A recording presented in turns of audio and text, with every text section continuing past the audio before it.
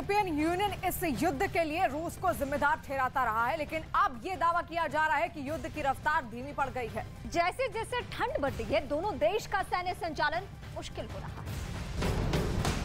European union ने इस घटना को वॉर क्राइम कहा है और सीधे सीधे इसके लिए पुतिन और रूस की आर्मी को जिम्मेदार माना है।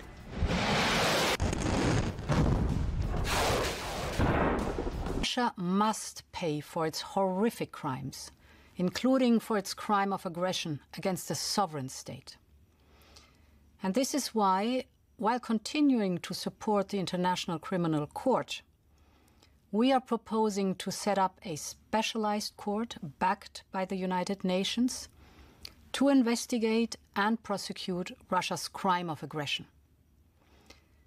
We are ready to start working with the international community to get the broadest international support possible for this specialized court.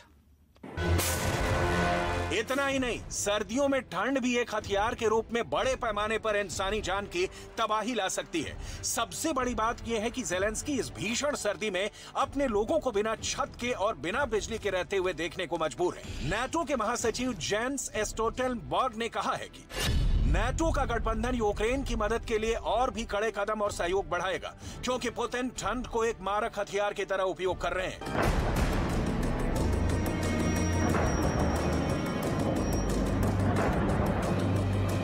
Ukraine को इस युद्ध में जितना बड़ा नुकसान हुआ है, दावा ये किया जा रहा है कि यूक्रेन को इस युद्ध से उबरने में करीब 20 साल का समय लग जाएगा। लेकिन कई मीडिया रिपोर्ट्स में ये कहा गया है कि युद्ध की रफ्तार अब धीमी पड़ने लगी है।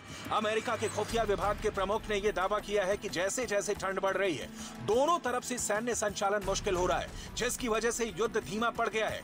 इसे अच्छा संकेत बताते हुए यूएस के इंटेलिजेंस चीफ एवरल हैंस ने कहा है कि मौसम की मुश्किलों से जूझने की वजह से रूस बातचीत के रास्ते पर लौट सकता है। अमेरिका के कूटनीतिज्ञ विक्टोरिया नुलैंड ने भी बयान दिया है कि अगर पुतिन चाह लें तो आज भी युद्ध खत्म हो सकता है।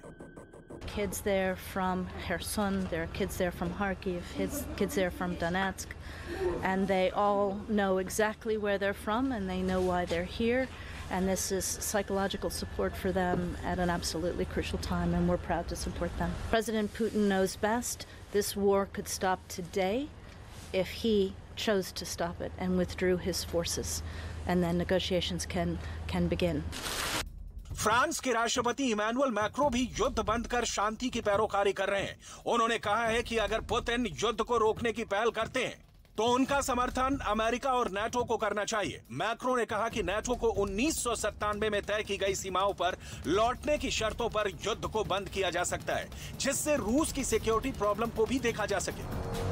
अगर ये युद्ध ऐसे ही चलता रहा तो दुनिया और बर्बादी की तरफ जा सकती है। पहले ही कोरोना के बाद अर्थव्यवस्था को धक्का लगा है और इसके बाद शुरू हुए यूक्रेन और रूस के युद्ध से भी काफी नुकसान हुआ है। कई मीडिया रिपोर्ट्स का दावा है कि पूरी दुनिया के अंदर 20 करोड़ लोग इस युद्ध के साइड इफेक्ट्स की वजह से भूखमरी के कगार पर खड़े हैं। संयुक्त राष्ट्र को अपनी उपयोगिता सिद्ध करने के लिए फौरन ये युद्ध समाप्त करवाना चाहिए।